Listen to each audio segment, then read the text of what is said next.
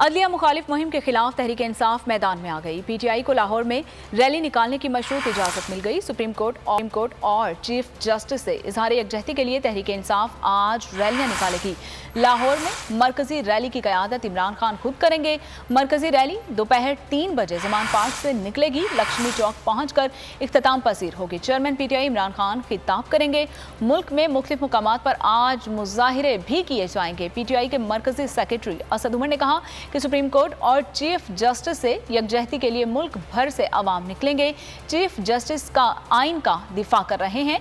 आइन तोड़ने वालों का फैसला अब अवाम ने खुद करना है।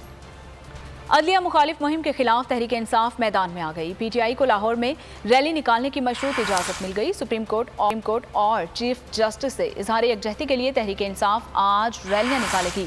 लाहौर में मरकजी रैली की क़यादत इमरान खान खुद करेंगे। मरकजी रैली दोपहर 3 बजे जमान पार्क से निकलेगी, लक्ष्मी चौक पहुंचकर इख्तिताम पसीर होगी। चेयरमैन पीटीआई इमरान खान खिताब करेंगे।